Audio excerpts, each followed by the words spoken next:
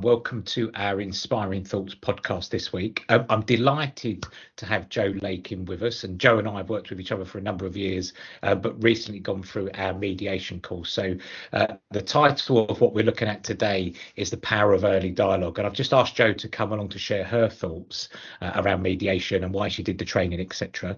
But Jo's speciality is employee relations, so employee relations from that point of view. So Jo, welcome on board.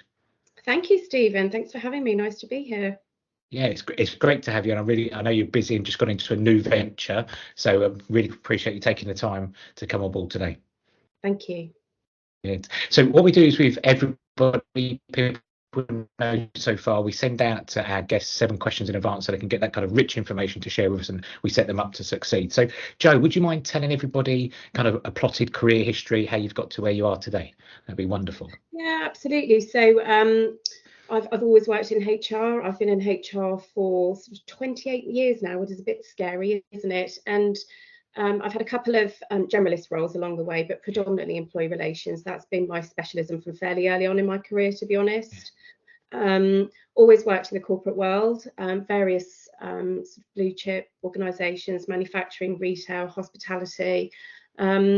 I did a very small stint in consulting back in 2021, just a few months. And since then, I dipped my toe into the water and thought, this is something I really want to do. Then took on a long-term contract with Born Leisure. And as you know, I left there at the end of December and have finally taken the leap into the world of consulting. So I've set up my own company, JL People Resolutions, focusing on employee relations services. So it's a brand new year, new start for me, something completely different. Yeah, and it's wonderful. And I know we've been talking, etc. But I thought you were going to put your feet up, start of the year, enjoy it, etc. But you're already really busy already, aren't you? In demand. Absolutely, my plan didn't work. Yeah, I know. I remember speaking to you at the back end of last year. I was like, right, I'm going to have a bit of time off. I really think I deserve a rest. And it hasn't panned out that way, but I'm not complaining. I have got a couple of clients that I've taken on already, and they're keeping me busy. So it's been great. It's been a really good start, better than I'd anticipated. Yeah, I'm really chuffed, and it's nice to be in demand and feel good and also do the work that you want to do. And I know we chatted before about consultancy and where to go. So no, I'm really chuffed and delighted from that point of view. So if we go through to the questions today, so I was lucky enough to work with you going through mediation and kind of train you as a mediator from that point of view. So I just wanted to share with people today about kind of why did you choose to be trained as a mediator? What kind of made you go into kind of getting trained in that way? Well, I think if you think about the HR role, whether you're in an employee relations or you're in a generalist HR role, a huge amount of the role is about supporting team members or team members and their leaders to deal with conflict situations. And most of the time that results in grievances, if I'm really honest with you, and that, they're very timely processes. They can be very emotionally draining for everybody involved. And I always knew there was a better way of dealing with things, to be honest. And over the years, I've dealt with a number of external mediators in various companies. And talking to them, I knew that it was a skill that I could develop myself, and it was something that I wanted to do. So obviously you and I met and you talked to me about the course, and I knew that it was definitely the way forward for me. Yeah, and I really love the way about a skill for yourself, because it is a skill. Absolutely. A new skill set, and definitely to help in that kind of HR arena, because we know that going down that grievance route, 9 times out of 10 people don't get what they want. And I really love that bit about the harm. It's not just for those people involved, it's everybody else involved. There's all that harm and destruction, isn't it? It's not a nice process for anybody, and often, unfortunately, by the time it's got to a formal grievance stage, things are so bad that people they've almost checked out of the organisation. So it's, in my mind, the earlier you deal with things, the better for everybody involved. Yeah, and it's also, by the time it gets to that kind of grievance stage, people have gathered allies, other reasons to defend their approach, and it could be nothing to do with the real root cause. They've just built it up to defend their approach against the other person. So it just gets completely out of hand, doesn't it? It does, yeah, it does. And it becomes a very them and us situation, doesn't it? And then how do you rebuild that relationship? So if you're reporting to a leader that you've raised a grievance about, how do you if it has got to that real angry stage and you've got allies and witnesses and all that kind of thing, it becomes very difficult to repair, doesn't it? Yeah, and also the bit even after the event, if there's a grievance, etc., people are hypersensitive, hypervigilant, so they're always looking out of going, aha, I knew they were like this, and you're going, absolutely. Probably that's where it even more heightens that experience, and then others are reporting again, and it just doesn't repair, does it? No, people are looking for things all the time, aren't they? Once they've got in their mind that they're not being treated in the right way, they're almost looking for things to go wrong, and it's almost like adding it to their list, isn't it? Yeah, and that's what we don't want, do we? We want to get that list rid of, and actually to sort out the issues from that point of view. And what did you like about the course, or what did you find about the course from your perspective? Well, I think I remember saying to you at the time, I was really nervous about doing the course. I thought, well, 4 days, it's going to be really intense, really long days. We were on Teams, weren't we? And that made me a bit nervous as well, thinking, how am I going to be able to cope with learning all day on Teams and working with somebody that I didn't know very well? But it was as soon as we started the course, I mean, firstly, the time flew, and I felt very safe and able to be honest about what I was thinking and feeling throughout the course. And from a communication perspective, I thought you were really clear throughout, and we got loads of opportunity to practice what you were saying. The thought of role play was not my thing at all. I thought, oh no, don't do role play, don't like that. But I think I got into it, don't you? I think my skills came into all, to be honest. So, but no, it was really interactive. We had a lot of fun, actually. 4 days of, I didn't think there'd be lots of laughs along the way, but there were. But I took so much from it in terms of skills that I now use on an everyday, not just when it's a formal mediation process, but literally on an everyday basis when I'm faced with different situations, whether it be personal or at work, to be honest.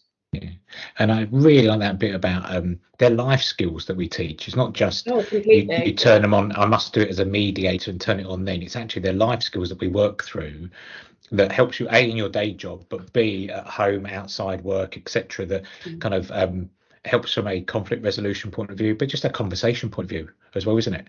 So for that. And I think it's made me a lot calmer as well when you are faced with a conflict situation, whereas I might have beforehand seen red very quickly.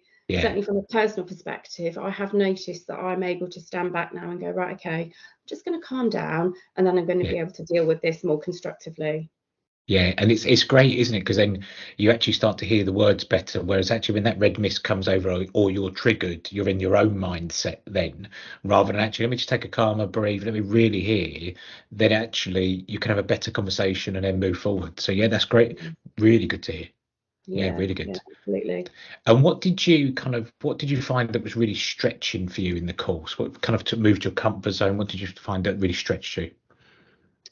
Well, I think it was, there was lots of hints and tips that I took from the course along the way, but I think it's what I really found interesting from my perspective. It's not my job to fix everything. And that was a really different way of thinking. And I think we discussed it a lot one day, didn't we, on the course, because it was a bit of a light bulb moment, which is a bit bizarre, really. But I think in the past, I'd been very, as HR, people come to me and I'm, I almost fix their problems for them. Whereas this has really challenged my thinking about that and actually challenged the way I work. And I do work differently now in terms of how I can help people to facilitate and fix their own issues as opposed to doing it for them. And it's certainly made me view scenarios in a different way. Because it's that part as well about stretching your thinking of people think I've got to go and rescue and I've got to go and save and I've got to go, that's what I've got to do as a mediator, whereas actually it's complete opposite of the skills and techniques we taught. We want people to stand on their own 2 feet, to come up with ideas, come to idea, because they're more likely to own it and move forward, whereas we all know that if someone else gives us an idea, we might try it half-hearted, but if it goes wrong, we'll blame that person that gave us the idea rather than us taking that full ownership. I think really it's good. Encouraging team, isn't it? To, I have conversations on a daily basis, whether it be with leaders or team members, whether, someone's said something or done something and not happy. But it's about facilitating their thinking then in terms of, okay, how do I address this to ensure that it doesn't blow into something bigger, because the earlier they can have that conversation with the person, the better. Yeah, and it's interesting. I spoke to someone recently that through a mediation, and they're coming out with like demands, and I demand this and I demand that, and what was really good is getting them to think and how they would receive it if they were the other person, kind of walk in their shoes, etc. It was great for this colleague to go, yeah, I wouldn't like it if demands were sent to me, or that kind of position. So it's really lovely to get them to shift around, to kind of really listen to each other, and I think that's really important about walking in each other's shoes. Yeah, absolutely. And also making them sometimes take a step back and think about, right, okay, what do you need to move forward? Because actually sometimes you get into that whole dialogue and not able to see the wood for the trees. But if you just get them to stop and think about, okay, how do I move forward from this? What do I need? And taking accountability for that as well. And I just, you know what, I was just like a proud parent then when you said, what do I need? And I love that word of need rather than want. Exactly. Isn't it? So well, we used it a lot, didn't we? That is absolutely instilled in here now, Stephen. And I use it all the time in my work now, because it's, again, it comes back to that point of it's not my job to fix it for you, but what can I help you with, and what do you need to move forward? And that doesn't mean me doing it for you. Yeah, and it's really good about just getting people shifting that want and need words, because we know that a lot of colleagues go, what is it you want? And actually people go, I want that person sacked or disciplined, and you go, that's not on the table. And that person goes, well, you asked me the question, so then you become part of that conflict, which actually there's no need to, if that makes sense. Yeah, absolutely. Yeah, spot on. So if I was to say to you, kind of what benefits would, so before you went into consultancy or that, so if I was to ask colleagues, what benefits would they have seen working with you? Well, I think that if you'd asked some of my close team members, they'd have certainly seen a shift in me in terms of that, being more reflective, as I mentioned earlier, sort of taking a step back and just giving everyone time to think and calming down before conflict arises, because even in teams you get disagreements and stuff, don't you? But for me, I think it's definitely being a more reflective, calmer, and but also feeling confident enough now to call out conflict at an early stage. If something doesn't feel right, or you can see things going on between two people, it's perfectly okay to just say, is everything okay? Or if someone's having a moan to you about somebody, you can say, well, why don't you talk to them about it? Have you thought about going for a cuppa with them and just trying to address the issue? Because often they're really little things that could be ironed out very quickly. So I think I came out of the course feeling more confident to talk to colleagues about and leaders and people that I was working with about potential conflict situations and how they could potentially deal with it. And it's great. I know we used the phrase about leaning into it. So if there is something, those smaller things, before they get into destructive conflict and build, lean in and say, you don't see myself today, should we have a chat, or kind of that kind of perspective, which is much nicer and caring and psychological safety, rather than I'll just ignore you, they're having a bad day. And actually that bad day becomes even worse and worse and builds with time. So I think that leaning in is just so important, isn't it? Yeah, and it just prevents it getting out of hand, doesn't it, to be honest? And what benefits would you say the colleagues that you've worked with, when you've kind of used your new techniques and your new skills, what difference have you seen in them going forward? Well, honestly, I can think of so many examples where people have, my mindset changed so much after the course that I would have regular one-to-ones with team members, leaders, etc. And I definitely played it differently with them in terms of, when I was hearing things and moans about other people, it was about challenging back in a constructive way. Okay, this is what I'm hearing. Have you spoken to them about it? And there was one particular scenario I can remember where someone was really unhappy with their leader and certain things that were happening, and wanted to raise a grievance. And we know, don't we, that grievances, we talked about earlier, that they're not great for anybody to go through. And I knew this person would not cope very well with the grievance process. And I encouraged them to go and talk to their leader. They were really nervous, really nervous about having that conversation, because it's difficult, isn't it, to say to somebody, can I just talk to you about how you made me feel? Yes. And I coach them through what they could potentially say in that conversation to address the issue informally. And it worked. It absolutely worked. And they were, you know, she said it was the, you know, the most difficult conversation ever. But on the back of it, it, you know, the changes were huge in terms of ways of working going forward. But you know, I can honestly say there's been loads of examples of where that has happened since being attending the course and becoming a trained mediator. Even at home, Stephen, honestly, you know, not just at work, even at home, dealing with two teenagers, skills come into play every day, I can assure you. Yeah, and it's I just love the part of also going back about talking to the colleague but coaching them, because I think that's the key, is as well to follow that through, about actually give them a script or work through phrases and a structure. Because we all know when they're in that, when colleagues are in that environment, their body's going to be filling up with cortisol, they're going to get anxiety. You know, by actually giving them a structure and a script, they can at least hold on to something to go, if I follow this path, I'll be okay. And I think that's the bit which is key of mediation and facilitation. It's not just let's do it for a day, it's how do we give structure to people to have those meaningful conversations. And that script is imperative for them to get through that meeting and be able to explain how they're feeling. They absolutely need notes, and that's what this person did. And it worked brilliantly. And it's fantastic for that person. It must have felt like an elation afterwards to go, it probably wasn't as bad as I thought.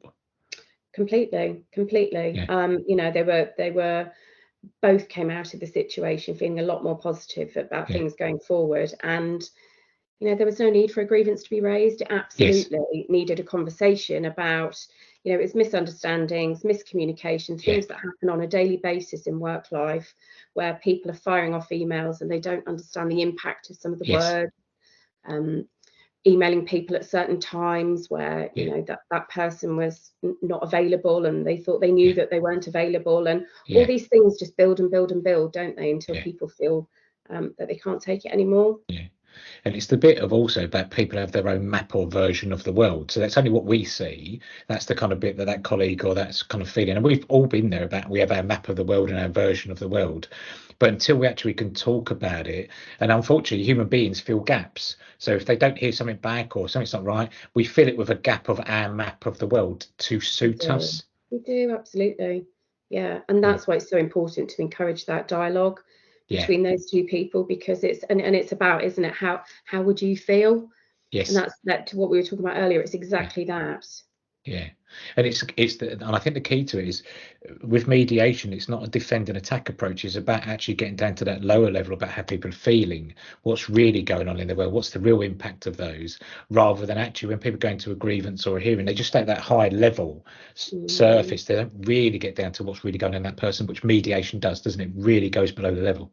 It does, and often what's come out, and we both know, don't we, that there's a lot of things that go on in people's personal lives, for example, that perhaps other people aren't aware of, and that could impact how they behaved on that particular occasion.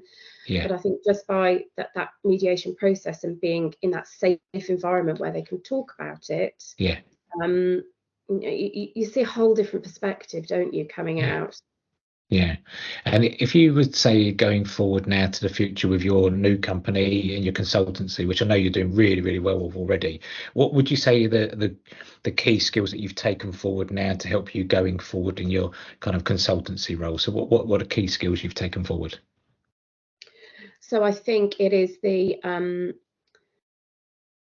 you know, helping leaders and even helping HR teams see that nipping things in the bud, dealing with conflicts at a much earlier stage is far more beneficial than letting it get to a grievance stage. So, you know, often, you know, most of the grievances that come my way, even now as a consultant, I look at them and just think, this is just a conversation could have been had, and we could have completely kind of, you know, didn't need this process at all. So I think it's about the spotting things early, coaching leaders, coaching HR teams, and also it's that them understanding the benefits then of dealing with things at an early stage. You've got a happy team, then you've got a more engaged team, haven't you? You've got less stress issues, you've got less well-being issues. It's a win-win situation, isn't it, at the end of the day? And I think I love that bit about win-win, isn't it? That we do want from a person's mental health, well-being, engagement, but also from a company point of view of reducing costs, reducing sickness, productivity, all those things that go with it. It is a win-win, and that's the bit where it's a no-brainer, isn't it? Absolute no-brainer. And that's where I get on my kind of pedestal to go, come on, organisations, it's a win-win. Let's stop going down those draconian routes of grievance, etc. Even someone else recently I saw, and they said, we told a colleague that they could do a grievance, or we might be able to help them in a softer approach. Well, they kind of pushed the grievance first, rather than actually we could go down an easier route and really kind of let's try that first. So it's a win-win. So I'm just going to nick that, Jo, and keep shouting that from now onwards. Jo said win-win, but I'll put my name on it. It is definitely a win-win situation, isn't it? So going forward for this year, people always ask, and I'm being nosy, what other self-development or are you working on for 2024? What's the key goals for Jo? So, well, as I said at the beginning, new year, new start. This is all very new to me. I'm setting up my business. This is the first time for me being self-employed. So I am learning huge amounts and pushing myself out of my comfort zone a huge amount as well. So, I spoke to you last week about networking, about how I've got all these networking events in the diary. It's not something that I'm entirely comfortable with, but I have joined a couple of groups that I'm hoping that I'll be able to fit into and get lots out of. So that's an area of development for me, to be honest, completely, because I've never really done a lot of that. I'm learning about finance, I'm learning about marketing, so different skills completely to the just the world of HR. And how are you finding learning those new skills? It's a steep learning curve, put it that way. So I have enlisted the support of a great accountant who is holding my hand through the first year, because it is when you've not done it before, it's there's a huge amount to learn, isn't there, when you set up a business. And it's also the bit about people to go to, but a good accountant, those kind of things. And I love the bit about marketing, kind of those things, which your comfort zone of just grow and grow. And I know when I first went freelance and then like my own company, it was a massive steep learning curve, but I loved it. And it gave me a real buzz. And every time I learned something new, I was like, and this is a good new skill that I've got and done. Nobody else has done it. Absolutely. It's great. And it's meeting lots of new people. I've already met so many new people through just 4 weeks of setting up my own business. The amount of people that have come forward who said, I'm a consultant and I live not far from you if you'd like to meet for a cuppa. So there's some great people out there who are really willing to share. So it's been a real eye-opener, but a very positive experience so far. But no, lots to learn in terms of growing my business for the year. And like I said, I'm lucky enough to have a couple of clients already, but it's about having a strategy now to grow my business for the remainder of this year and not just rely on a handful of clients. So that is my priority. And I think the bit there of really kind of the way you're working, thinking broader, how do I get more clients rather than just rely on a couple, absolutely fantastic. And I know you'll be a huge success. I definitely know you will be. So how can people reach out to you, connect with you from that point of view, Jo? How can, to like a specialism or that kind of stuff, how can people reach out to you? So as I said, employee relations is my specialism, and the best way to reach out to me is on LinkedIn, to be honest. So my profile there is up to date and people can message me on there, connect with me in terms of the services that I offer. Fantastic. And I just want to say Jo is wonderful to work with from that perspective, really professional, someone you need actually from that employee relation kind of role that you kind of need to move forward and have that, because it's always that serious part when it gets to yourself. So actually just want to recommend Jo from that perspective. So Jo, can I just say a huge thank you for today? Really appreciate it, giving up your time and coming on our Inspiring Thoughts podcast. But can I just say enjoy your weekend coming up, get some R&R time. But I just wish you all the very best for your company, and I know we'll stay in touch as well, so I really appreciate it. Absolutely. And thank you, Stephen, for all your support along the way as well. Your advice has been brilliant, so I really appreciate it. Thank you. Thank you so much. That's just going to make me blush before we leave, so I'll have to put a filter on afterwards. I'll pay you later. Yeah, but thank you so much, Jo. I really, really appreciate it, and I can't wait to see all your successes. Thanks, Stephen. Cheers, Jo.